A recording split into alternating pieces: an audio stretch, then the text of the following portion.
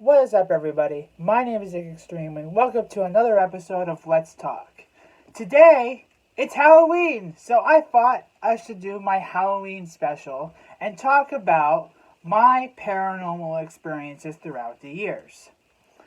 Starting with my very first one that I had a couple of years ago, back in 2012, in the old house I lived in. I was working in the basement when all of a sudden I heard a man's voice say, "Hey, who's down there?" Well, it was more of a scream. And I replied, and when I didn't get a reply back, I went upstairs only to discover that I was the only one in the house at the time. And to this day, I still think that was cool. Even then, as I went back downstairs to finish whatever it was I was working on, I said to myself, that was cool. Then actually, when I was still living in that house, the house sits on a dead-end road, and at the end of the street is a forest that has an abandoned train tracks in there. People use it for hiking now. And me and my friend and my mom decided to go into the woods and walk the path. And all of a sudden, I blacked out as we were making our way out. And I was still walking. At least my friends told me I was still walking. And she actually had to wake me up. She brought me back to reality. And I just remember like feeling like completely gone. I was walking and then like nothing. And my mom and my friend had explained that they had actually called my name a few times before finally trying to wake me up. I still remember that somewhat because it was kind of a scary experience for me in that woods, because that was the first time I felt like I was close to getting possessed by something. After that, I moved into a new house, and I kid you not, in this next house was another forest in the backyard. And my next door neighbor at the time, me and him decided to go in there just for giggles and ghost hunt. I actually didn't expect to find anything in there, but sure enough, we did.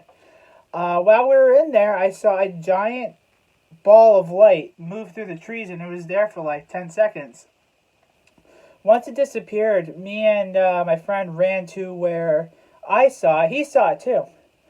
And we came across this little pit area. And later on the next day, he told me that people held parties there. But I don't feel like there was a party going on that night, because we would have heard people leave. We would have heard people talking. We didn't hear anything. There was no sound whatsoever. That was probably one of my biggest experiences. And then I moved into this house. And probably the experience that scared me the most happened in this house. Now, in the summer, the room that I'm currently sitting in, my bedroom, gets really, really hot in the summer. And at this point, when I had this experience, I didn't have an air conditioner. I do now, thank God. But I was sleeping in the spare room, which is right next door to my room.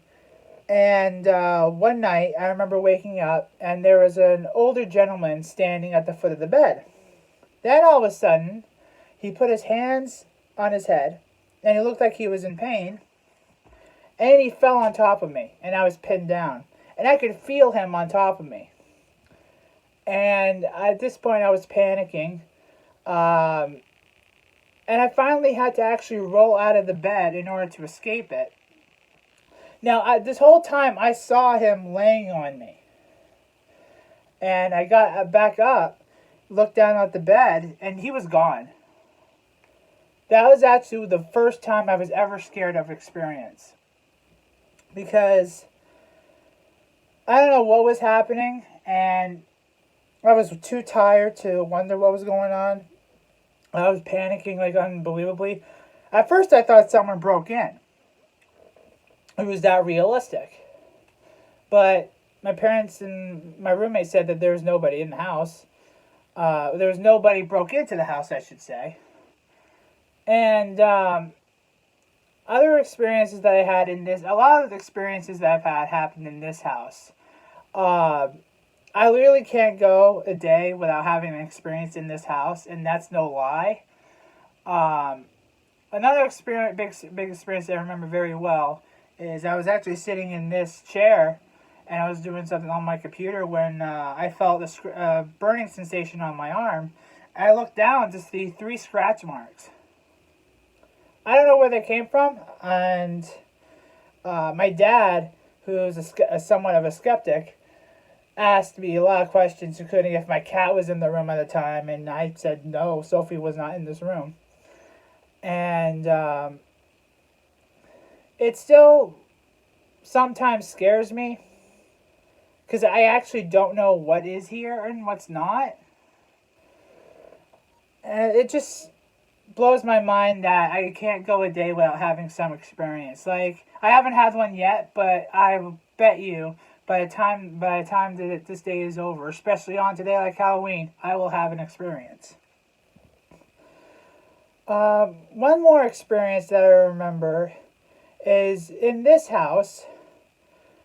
Um, I just came home from a ghost hunting trip, and I had a family portrait on the wall in the living room, and somehow it lifted off the wall and slammed on the ground. And I told you, my dad is a skeptic. He had no idea how that came off the wall because it was on a hook, so it would have to have been lifted up and then slammed down. The wind can't just like knock it off. And that was the experience that led my dad to believe that there was something here. And yeah, to this day, I still have experiences. And nothing too major, like the last few incidents, is like the painting, the bedroom incident, and the scratching. But I haven't had a scratch since either, so I guess it's not too bad. So, but yeah, those were my experiences. If you want, in the comment section below, tell me some of your experiences. And if you don't believe in the paranormal, tell me why. And if you would like, please subscribe and tell me what you would want me to talk about in the next video. And I'll see you next time. Bye-bye.